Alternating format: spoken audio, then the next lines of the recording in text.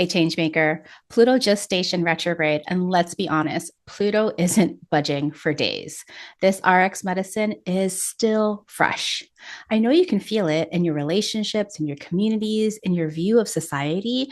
And if you were born between 1971 and 1975, you've likely been hearing the loud call to do something about it. Now, Pluto in Aquarius is power to the people, power to the matriarchies, power to the communities. Now that Pluto's in retrograde, it's time for some revealing, realigning, and re empowering. So we can start anew. We are at the beginning of massive changes. You know this. Call it a revolution, call it a systems evolution. Leaders, change makers, and wayfinders like you and me are just beginning to rise, to dismantle the old way of leading, domination, extraction, control, and to bring forth, rebirth, a new, what was once the standard, circular, collective, relational, for regenerative with the land. Now, this Pluto retrograde cycle, with its aspects to Uranus, Mars, and Jupiter, is asking you to go inward first, to change what's on the inside, to slow down, to observe, to read the signs and the stars again, and to reveal and remember what we were taught to forget. The revolution starts inside of you. In this episode, especially for my perimenopause witches between 50 and 54, we're going to reveal what Pluto retrograde is really asking of you. Put on your galoshes. We're going to get dirty. Welcome back, Star Powered family. And if you're new here, aloha and welcome. I'm Leslie Tagorda, Hawaii born astrologer, author of the upcoming book, Astrology for Changemakers, coming out in September 2026, and creator of the Astrobrand method. I light the path for visionaries, healers, and changemakers like you to attune to your strengths, purpose, and power written in your stars. If astrology, leadership, and real change through an uncolonized lens are your jam, click subscribe. Hey friends, welcome back to another episode of Star Powered Astrology for Changemakers. I'm Leslie Tagorda and the author of Astrology for Changemakers, which is coming out on September 8th, 2026 with Wiser Red Wheel. I'm getting really excited because I have one last round of edits to do. Things have been typeset. We put in our design edits. The forward is written already by Teresa Reed. We're getting all of our bonuses and our team launch kind of infrastructure ready on our website. Things are really starting to move forward. And every time things are starting to really move forward, we had that great few weeks of no planets in retrograde. Well, we have a planet that says, hold on, it's time to redo. And every time Pluto goes retrograde, it's really asking us to understand if we are really aligned. So we need to realign to what needs to be released, let go, and change in that Plutonian birth and death way, like a complete cycle of death and rebirth. Those tower moments that we all are afraid of, but like when we look back on the tower moments, we're like, oh my gosh, I needed that. And it's asking us to re-empower wherever we have allowed society or lived experience, or in my case, my health situation, to take away our power. We are going to be using this Pluto retrograde to re-empower ourselves. And so this is a really important time to regenerate. And of course, the change starts within. And so in this episode, I want to talk about what this Pluto retrograde really is, like the mechanics, the key dates, how Pluto moves in the sky. Then we're going to be looking at the inner revolution. Really, what is Pluto retrograde this time in Aquarius, with all of the different aspects that it's going to have to Uranus, Jupiter, and Mars? What does that mean for us, right? We're going to take a look at some graphics that I presented back in the 2026 in the stars, so we can kind of refresh our memory about what's going on. And we're going to look at why this era of Pluto and Aquarius, the age of Aquarius, especially for us indie leaders, why this is really our call to push away the old era and to bring back this new era. Now, Pluto and Aquarius, this time in retrograde, we have Uranus and Gemini now. So we got air on our side. And that's why if you have Pluto in Libra, if you were born between 1971 and 1975, right about there, if you have those early degrees of Pluto in Libra, Uranus in Gemini right now, and Pluto in those Aries in that Aquarius or early degrees of Aquarius are really calling you out and saying, hello, knock, knock. It's time for you to come do your job. I know I'm feeling it. So this episode, I'll try to make it as quick as possible. My energy, I'm 2 weeks out of my surgery. My energy is a little bit up and down right now, but I had to get this episode to you. So I hope you find this useful. As I'm building up my visibility, coming back onto the scene, it would really, really help that if you subscribed to this channel, wherever you listen, if you're listening to a podcast or if you're watching this on YouTube, subscribe, add a like, add a comment. All of these things really help amplify my visibility. And I could really use the help right now, especially with Astrology for Changemakers coming through. So before we get started about all of this Pluto retrograde, I wanted to read a little excerpt from my upcoming book, because Astrology for Changemakers, the first couple of sections of this book, I'm really setting up why you are born to lead, especially in the age of Aquarius.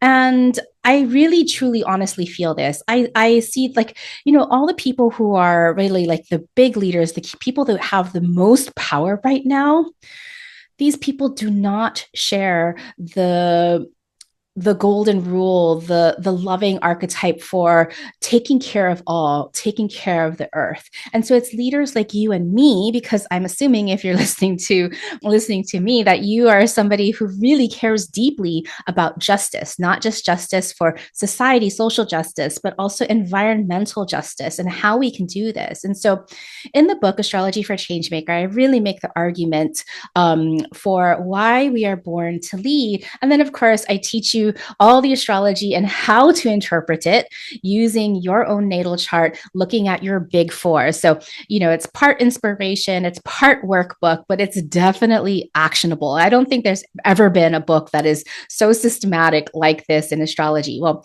maybe there is. I don't know. I'm just patting myself on the back. But I wanted to share this little excerpt with you about why change is inevitable. Okay. And especially with this kind of viewpoint of Pluto in Aquarius, now pausing, stationing at 5 degrees of Aquarius and going back just a few degrees. And so, okay.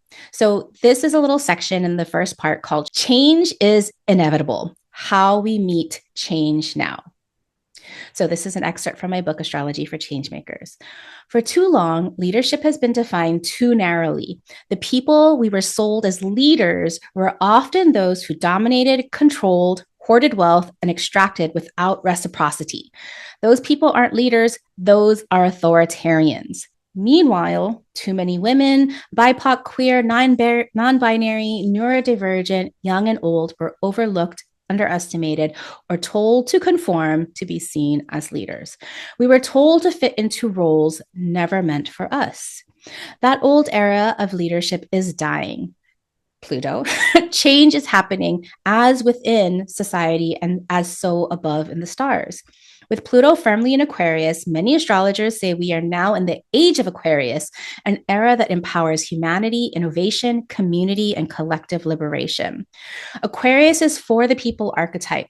Pluto is the planetary process of death and rebirth, and together they're evolving our relationship to power and leadership from the inside out. It's time for diverse leaders versus homogenous. It's time for collective leadership versus authoritarian. It's time to be your individual selves versus conforming. It's time to look at your unique astrology for inner reflection, validation, and insight versus outward to media, institutions, and corporations. Pluto in Aquarius is calling for us to revolutionize, to rise together and lift each other up. The last time Pluto was in Aquarius, from 1777 to 1797, the world experienced the American, French, Haitian and Irish revolutions. Revolutions all born from a desire for political, social, and economic equality. People rising against old forms of domineering leadership to create community centered care. At the same time, Western discoveries of the Pacific were happening. European powers arrived in the Pacific believing they were charting the unknown, while Polynesian and Austronesian wayfinders and people were already navigating the vast Pacific through intimate and collective knowledge, shared memory, and relationship to ancestors, stars, wind, waves, currents, and sea life. The Western worldview wanted to dominate and claim what already existed: decentralized leadership, relational knowing, and survival through cooperation. Now, the pattern we are now in is clear. It's time for another revolution. Pluto in Aquarius is asking us to reclaim and reinvent as revolution. Our pre-colonial technologies of connection, collaboration, and collective wisdom that have always allowed humanity to travel further together than competition ever could. Like the wayfinders before you, you're living in a time when the old ways and strategies no longer work. The systems you were taught to trust are dissolving. Yet the stars are still there, and so is your capacity to hear them. You were born with it in your original design. I hope you like that little excerpt of this book, Astrology for Changemakers. I'm super excited for this to come. We are currently putting together our page. If you go to starpower.com/changemakers, you can get on a wait list right now to be part of the launch team. We're going to have lots of different bonuses and games and events. And there's also going to be ways to invest in helping me launch this book into the world. So thanks so much. Let's come back to Pluto retrograde. So the first things first, I want to just talk about some like the mechanics, the tech of this Pluto retrograde 2026. Now, I don't know if you know this, but because Pluto is literally a planet that takes like 3 steps forward, 2 steps back, 3 steps forward, 2 steps back, it is always in the shadow zone. There's no such thing as Pluto being outside of the shadow zone. Now, Pluto spends about 45% of its synodic cycle in retrograde, which equates to about 5.5 months out of the year in retrograde. It moves only about 3 degrees total in a year and spends 11 to 20 years in a single sign or a single house in your natal chart, just because it has an elliptical orbit. It's not very circular. Now, in 2026, on January 1st, Pluto was in Aquarius at 1 degree. And on May 5th, just a few days ago, Pluto stationed retrograde, meaning it stepped on its brakes, it hit reverse. And because Pluto is so far out there, when it steps on its brakes, it's like a big Mack truck and it has to it takes a long time to station and change gears. So that's why when it stations, it's stationing for about 8 days, like for like a week on each side before it travels. So even though it officially shifted gears a couple of days ago, we're still at that station. That's why you might be getting a little pressure headaches, because it's literally like I always talk about these stations, these acupuncture points. You know, if you've ever been to acupuncture, and I love acupuncture, when the acupuncturist puts that needle in to open up a channel, that needle is that pressure point that the planet is just hanging out on. And if you have a natal planet there or an angle, lucky you, you're getting a beautiful opening channel of an acupuncture treatment thanks to a stationing planet. And if this is you, Pluto stationing, whew, that is an intense one. So, just feel into it. Let the energy flow through you. And so on May 5th and 6th, as Pluto is stationing retrograde, it stopped at 5 degrees of Aquarius. And it's going to go all the way back to 3 degrees on October 15th. So once it goes back to through October 15th, 5.5 months as it goes retrograde, it's only going to travel 2 degrees back all the way to Aquarius of 3 degrees. And then by the end of the year, by December 31st, from October 15th to December 31st, it's going to catch up 1 degree, ending up at 4 degrees of 4 degrees of Aquarius on December 31st. Actually, I want to show you this graphic. Hold on a second. This is a graphic that I created. We create this every year, and I share this in my year ahead report called 2026 or whatever the year is. This is, of course, 2026 in the stars. And so you can see we're right in the middle of May. We have Pluto retrograde represented by this bar here. You can see that we had this beautiful, March through May session of like 0 retrograde planets. I'm sure you heard many astrologers talk about that, where we could really get things going, get things moving. We can still get things moving. We're not having many more retrogrades until Neptune starts to go retrograde in July. And, July is going to be a whole nother story for a lot of different reasons. We'll talk about that shortly. But for now, Pluto is a little more subtle in terms of its retrograde, in terms of its retrograde ways. Subtle because it's so far out there. It's a generational planet. But, if Pluto is aspecting, like if you have anything in Leo or Aquarius on those early degrees, or even Taurus or Scorpio at those early degrees, you're really feeling this Pluto station, all of those fixed signs.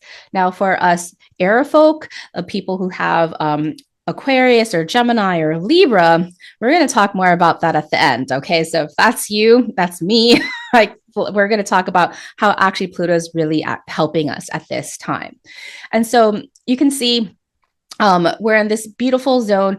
We're not doing a July forecast right now, but when we look at some of the other transits that Pluto is going to have, you can see that we have Neptune retrograde, we have Cancer, Mercury retrograde in Cancer. We have a lot of things going on in midsummer that is going to really energize and amplify all of this Pluto energy. So we might as well just get comfortable with it. And we might as well say, hey, this is how I'm open to using this Plutonian energy, because we don't want to be a victim to it. We want to harness the energy at play. So it's time to get ready for that. So we have Pluto retrograde, and really, so I gave you the kind of the mechanics of this Pluto retrograde.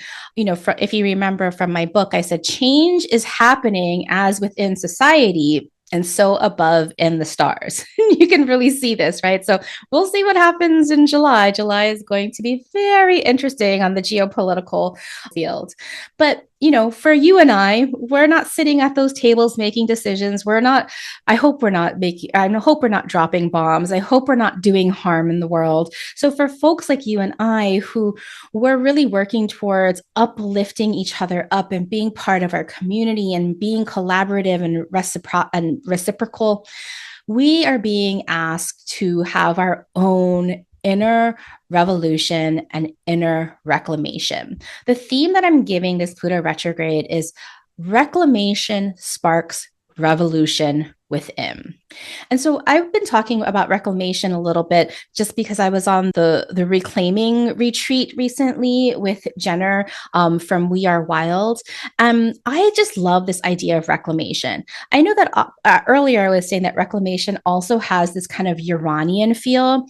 Pluto is the energy to break down, to compost, that tower card, but Uranian energy is similar. It's not breaking down, but it's breaking through. It's the lightning bolt that strikes the tower. Okay. So that when you look at your tarot card, your tower card, you have both the energy of Pluto and Uranus in it.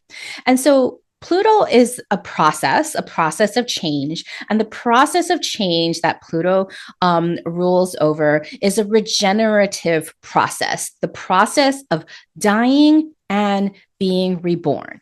It's not just dying. Okay. It's not just the tower that's crashing down, but it's the tower that's crashing down to be built up even better, even more empowered, even more beautiful, even more just all the beautiful things, the phoenix rising from the ashes. Okay.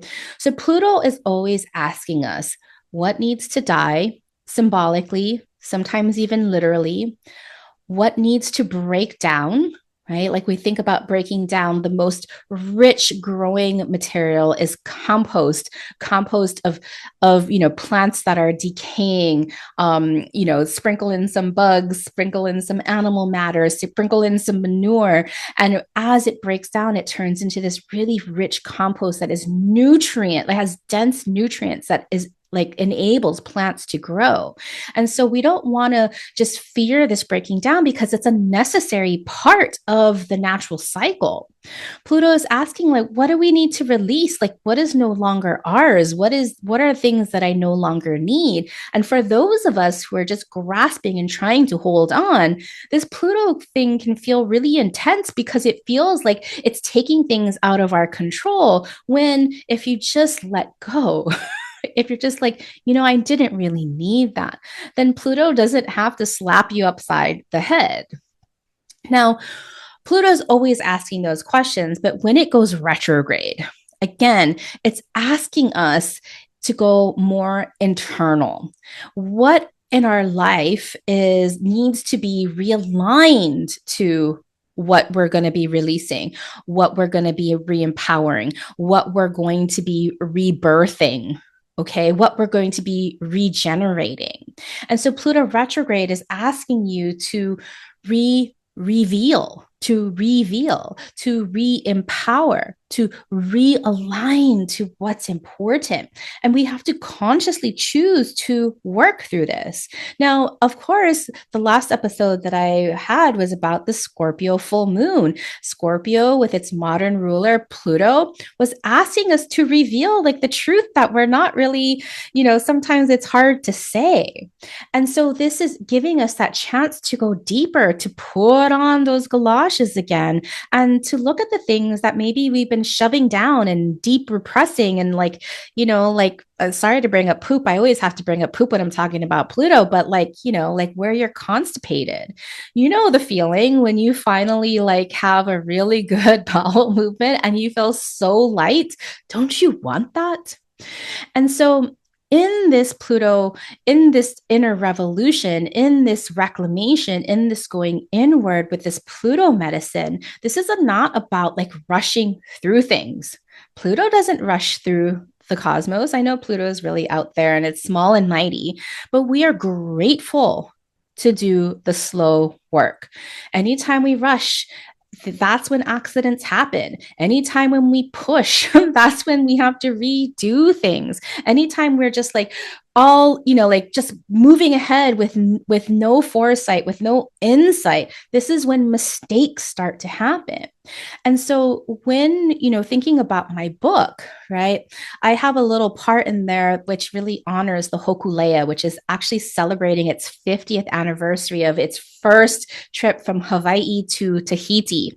The Polynesian Voyaging Society, who built the Hokulea is this a voyaging canoe. They wanted to prove that the Polynesians knew how to traverse the entire Pacific. And I, grew up with these stories of the Hokulea, and like this really shaped my belief of the cosmos. And that's why sometimes I call myself a wayfinder, because I do believe that astrology is a way to find our path, to find our direction, to find out why things are happening for us. But to wayfind isn't to rush through things. To wayfind is to slow down. It's to see the unseen, to hear the unheard, that if you're just rushing around, you can't see the things, you can't hear the things, you can't notice the signs. So a wayfinder like you and I, as a change maker, we have to slow down and notice and trust, and to start to interpret and recognize the symbols that are always showing us the way. And slow, especially we're still in Taurus season, is the gift, is the deep work. And so while I'm late with this episode, who's counting late? I am not, I'm not apologizing for being late, because I didn't have time and I wanted to make this really, really good. So I took my time, which is golden, magical words to any Taurus. The pace, the intention behind your pace is the point. in this age of Aquarius, if you believe that we're in the age of Aquarius now that Pluto is in Aquarius, for leaders like you and me, we're in it for a long haul. Okay. This isn't going to happen overnight. Again, Pluto takes its time, right? If we're having a Pluto transit, you know that it's going to take 3 to 5 passes going through, your sun opposition or, Pluto conjunct sun or like, Pluto sun transits are some of the hardest transits you'll ever experience in your life. And so if you've experienced one, hold yourself gently and be kind to yourself. But we are grateful that Pluto transits take a long time because it can spread out the intensity over a long amount of time. It's just like, would you rather get stepped on your foot by a person wearing a stiletto or by an elephant that has a really large pad that can like distribute the weight? Okay. Maybe we don't want to get stepped on by an elephant or somebody wearing a stiletto. But when we're thinking about Pluto and Aquarius for our leadership and what we are here to do, part of the Pluto and Aquarius leadership is this bringing back. The Uranian, the revolution of bringing back something old that is now new again. And to me, this is the era of the matriarchy. It is the era of regeneration. And so in the patriarchy that has been dominating us for the last 2,000 years at least, that type of leadership is top down.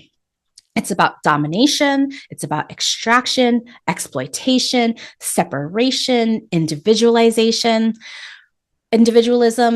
We can see where this goes. I mean, the wealth gap is increasing. We're literally sick and tired because we are being extracted from the systems by all these corporations that are just like taking money at the top and getting like beyond rich. They could never even spend that much money in their lifetimes. And who is that going to help? There's way more of us. If they are like the 0.1%, well, we're still the 99.9%. We have power to make this change. And this change that we're bringing in, this kind of matriarchal change, they've already set the model. If you think about all of the indigenous societies that had lived in harmony with their lands, it wasn't that there wasn't any war, but they lived in harmony with their lands for tens of thousands of years in this reciprocal way for the people, for the Mother Earth. In this new era that we're bringing back this type of matriarchal leadership, it's circular, meaning that there's not a top-down leadership. It's a council, it's elders, it's people coming together to make decisions for the collective. It's regenerative, meaning that we're not just taking things out for the land, polluting the land, and then just leaving it for somebody else to fix. No, no, no, no, no. That's what's causing so many issues in Hawaii and throughout the world. But regenerative farming, regenerative land management, regenerative everything, where we take time to rest, we put things back, we reciprocate, and we make sure that whatever we are growing, whether this is our leadership or whether this is our garden is diverse, meaning that we have complementary plants that each have their specialty but support each other. I just planted tomatoes and basil and oregano because those are complementary plants in the same planter. So who are your plants in the planter that are going to be complements for your specialty? Are you the tomato? Who's your basil? Who's your oregano? And so we have the chance, and it's going to take a while for us to, dissolve and put down authoritarians and for us to rise as community leaders, for us to uncolonize our mind and put those ideals away and bring back the ideals of indigeneity, of the original Polynesian wayfinders who spanned the world and did amazing things with their technology. And so Pluto retrograde in Aquarius is asking us, well, where are you still leading from the old structure? What needs to be uncolonized in your mind? What old leadership paradigms are ready to die inside of you? Okay. Now, this takes time. Maybe you've done a lot of internal work before, and this is a time to revisit to see if there's any old remnants. Remember, the old era of leadership is dying, and we are being asked to come through. So let's take a look at some of like the specific transits of this particular this Pluto retrograde in 2026, because as I was saying earlier, we have in action with Pluto Mars, Uranus, and Jupiter. So let me bring up another graphic. If you're listening on a podcast, make sure to go to my website. I will have these graphics in my show notes for you. This graphic I edited from Archetypal Explorer. They're the ones that archetypalexplorer.com is really awesome, and they created some of these graphics, but I had to do some fancy schmancy editing myself. Because I wanted to really show you the Pluto transits that are happening for us all collectively. So we're right about here. This where this dark line is. That's where we currently are on the timeline. And you can see that the biggest thing that's happening is this Uranus trine Pluto. We have an air trine. We have Uranus in the early degrees of Gemini and Pluto in the early degrees, a little further ahead right now in Aquarius. And now that it's going retrograde, Uranus is moving forward, Pluto is moving backwards, and they're going to form this beautiful trine. And when they have this trine, it's not just a one and done. Over the course of the next couple of years, they're going to have 5 exact meeting points. I think that's 5. I might get those details wrong. Don't hate me if my details are wrong. But, we're looking, past 2027, Uranus and Pluto keep meeting up in this trine. They're following their cycles. And this is why if you have Pluto, your natal Pluto, or maybe if you're an earlier generation, your natal Uranus in these early parts of Libra, Gemini, Libra, Aquarius are all of the air signs, social signs, intelligent signs, for the people signs. This is why you're being called, because if you look at your natal chart with Uranus and Pluto, the transiting Uranus and Pluto, and if you have your Pluto at that, I have Pluto at 6 degrees. And so I'm putting myself right in there, even though Pluto hasn't quite yet got to 6 degrees, but it's close enough. It means that we have a grand trine in air. Your natal Libra, early degree of Libra, is filling out the Gemini and the Aries. And this is a call to us. When we have a trine, remember a trine is a harmonious energy, meaning that it has flow, it has harmony, it is a gift that is already available to you.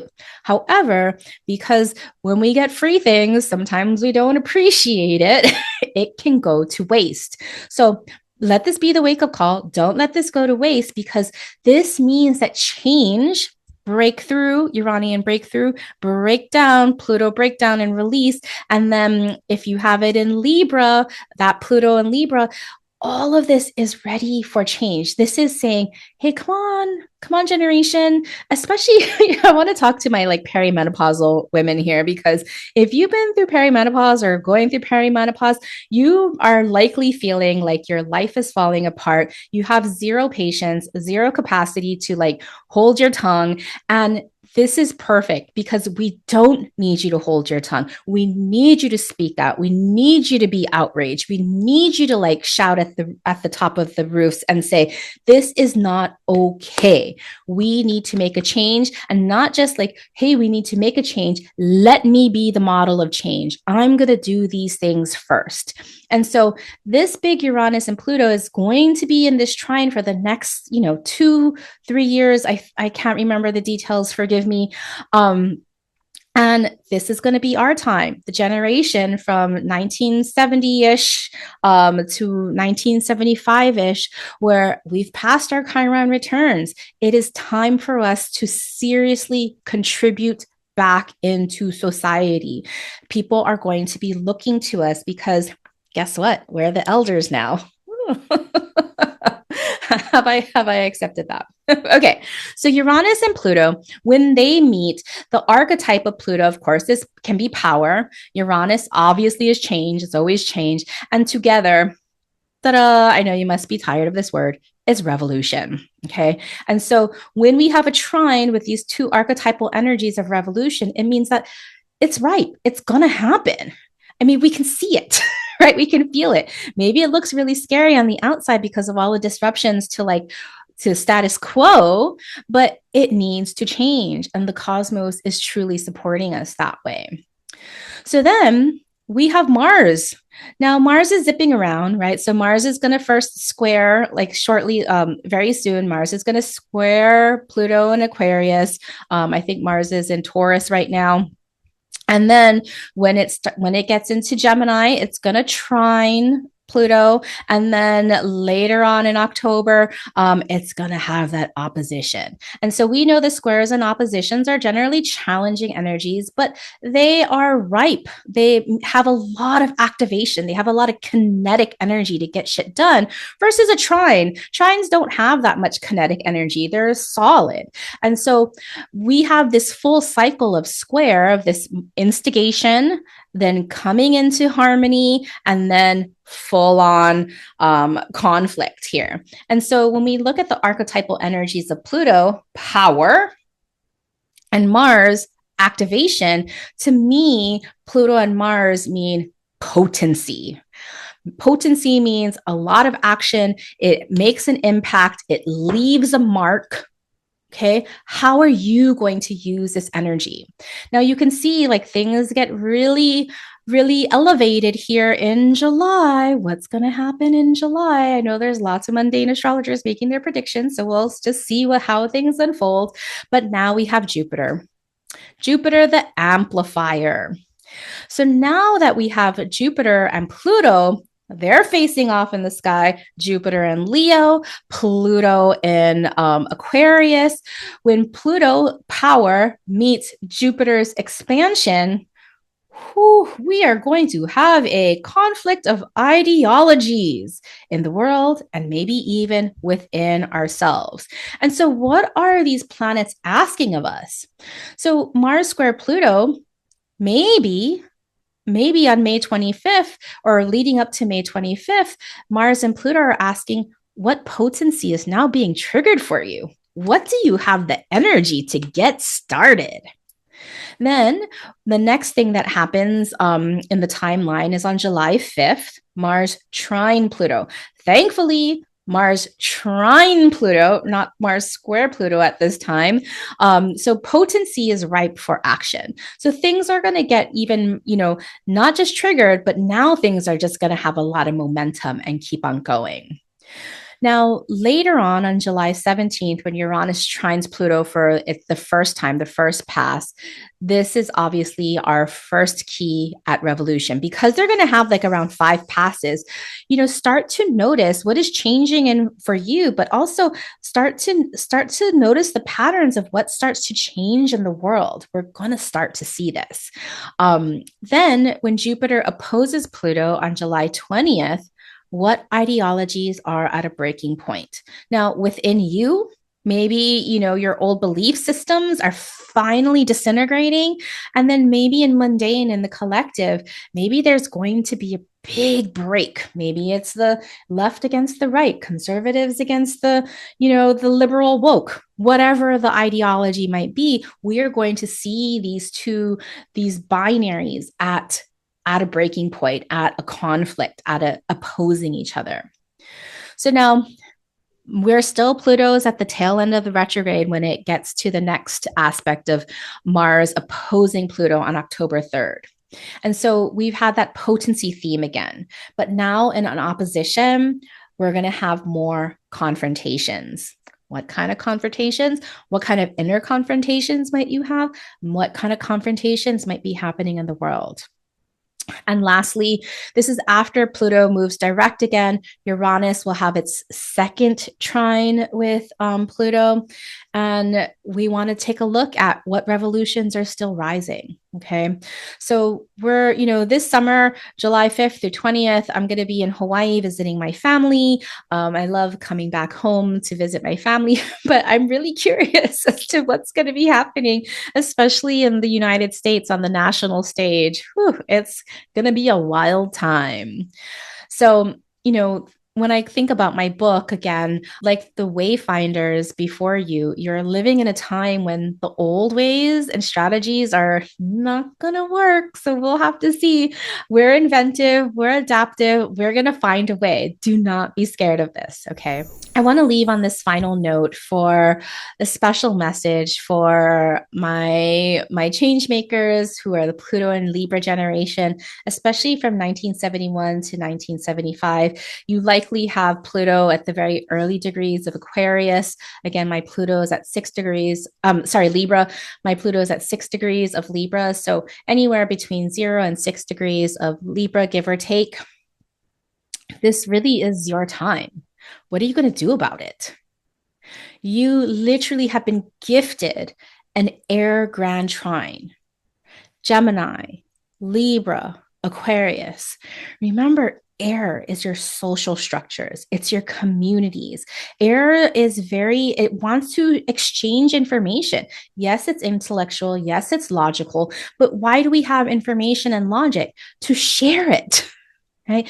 This grand trine is asking us to speak out, to share ideas, to lead the revolution with your voice. And that's why I think it's really impotent and important for women, for those that go through perimenopause, because you are going through that change. Your womb is directly connected through your throat chakra.